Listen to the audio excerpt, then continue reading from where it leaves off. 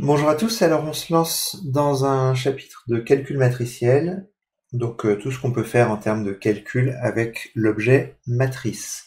Cette première vidéo va être consacrée à la découverte de la notion de matrice, aux différentes notations qui y sont associées. On va examiner quelques exemples de matrices particulières et on se consacrera aux opérations et aux calculs possibles dans la suite.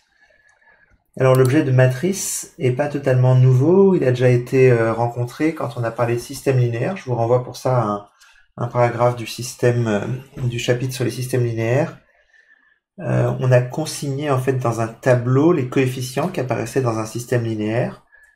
Et donc une matrice est apparue comme ni plus ni moins qu'un tableau de nombres présenté entre parenthèses. On rencontre aussi des crochets. Donc des nombres réels qui sont placés dans un tableau rectangulaire.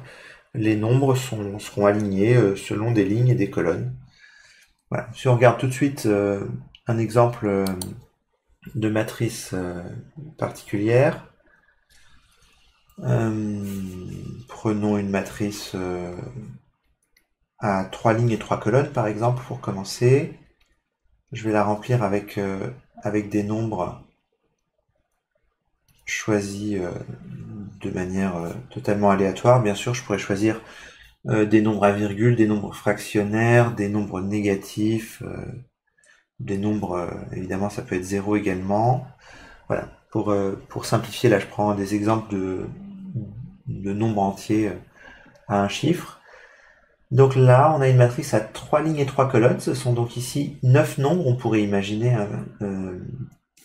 séparer les lignes et les colonnes par des petits pointillés, ce qu'on ne fait pas en général. Donc on a 3 lignes et 3 colonnes, et si on veut désigner les coefficients qui apparaissent dans cette matrice, il y en a 9 en tout, il suffit d'indiquer le numéro de la ligne et le numéro de la colonne où ils apparaissent, en donnant toujours le numéro de la ligne en premier. Donc ce qu'on dit, c'est que dans la matrice A, si on regarde le coefficient qui se place sur la deuxième ligne et la troisième colonne, ici, c'est le 7. De la même manière, le coefficient dans la matrice A qui se place sur la troisième ligne et la deuxième colonne, c'est le 8. Donc le 7, il est ici, le 8, il est ici. Donc vous voyez bien sûr, le numéro de ligne. La première, c'est la ligne 2, 5, 3. La deuxième, c'est la ligne 3, 4, 7. La troisième ligne, c'est la ligne composée donc de 6, 8, 0. Et puis au niveau des colonnes, bien sûr, la première c'est 2, 3, 6, la deuxième c'est 5, 4, 8, et la troisième c'est 3, 7, 0. Bien sûr, une matrice n'a pas besoin d'être de taille, n'a pas besoin d'être carrée. On peut avoir des matrices rectangulaires avec donc plus de lignes ou plus de colonnes. Là voilà une matrice de taille 2, 4, on dira le nombre de lignes et le nombre de colonnes. Et de la même manière, si je veux décrire les coefficients, il suffit que je les numérote. Par exemple, le coefficient numéro 1, 4, c'est celui de la première ligne et de la quatrième colonne, c'est le 7 ici. Donc, dans la matrice B, le coefficient numéroté 1, 4, c'est le 7 qui est présent ici. Voilà, donc il suffit de donner le numéro de ligne et le numéro de la colonne pour repérer un coefficient. On l'écrit comme ceci, avec une virgule ou sans virgule s'il n'y a pas trop de confusion possible.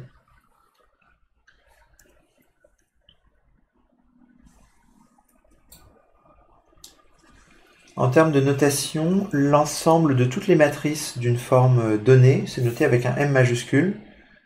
Donc là, par exemple, on dira que la matrice A, elle appartient à l'ensemble des matrices de taille 3, 3, à coefficient dans R. De la même manière, on dira ici que notre matrice B, donc c'est-à-dire tout le tableau ici, ça appartient à l'ensemble des matrices de taille 2, 4, donc à 2 lignes et 4 colonnes. avec la petite spécificité, c'est que les matrices carrées, vu qu'il n'y a pas d'ambiguïté, on mettra parfois un seul des deux coefficients. On parlera des matrices de taille 3, sous-entendu matrice carrée de taille 3. Donc l'intérêt de pouvoir numéroter les coefficients d'une matrice, ça va être, par exemple, de pouvoir décrire une matrice en donnant une formule générale pour calculer ses coefficients. Exactement comme quand on donne une formule générale, un en fonction de n, pour décrire par exemple tous les coefficients d'une suite. Si par exemple je vous décris la matrice C,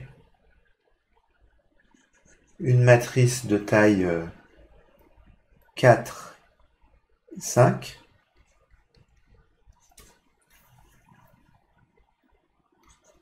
et je vous dis que quel que soit I, J,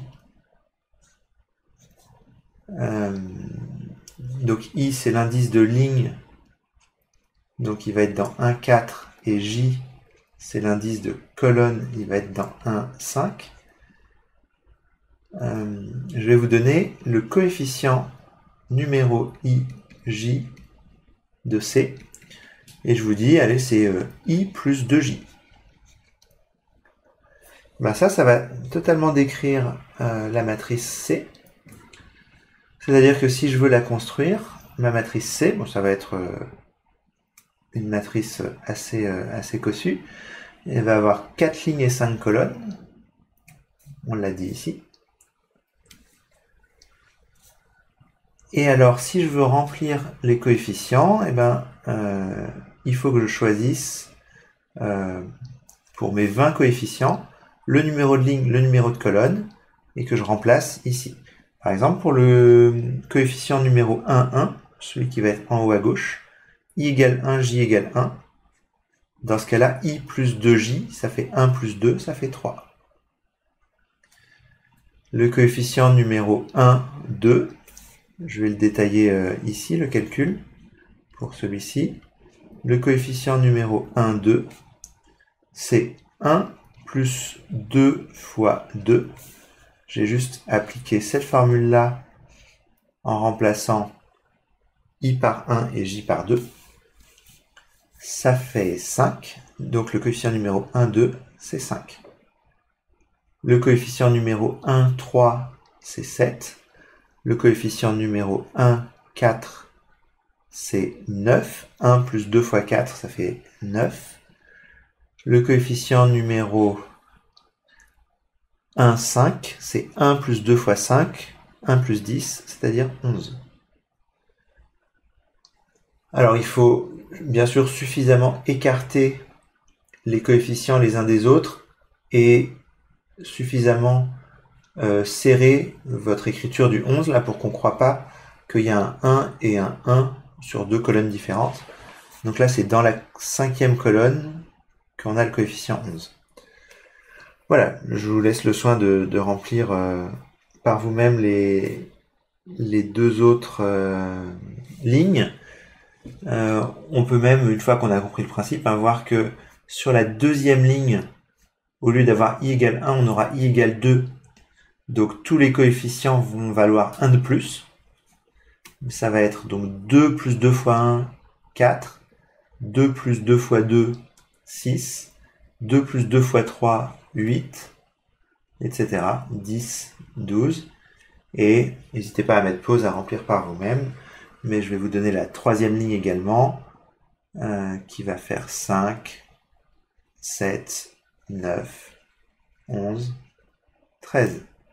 Ce 11-là, on le vérifie juste par acquis de conscience. C'est le coefficient numéro 3, 4. Donc 3 plus 2 fois 4, 3 plus 8, ça fait bien 11. Donc voilà, j'ai rempli ma matrice C donnée par ces formules-là.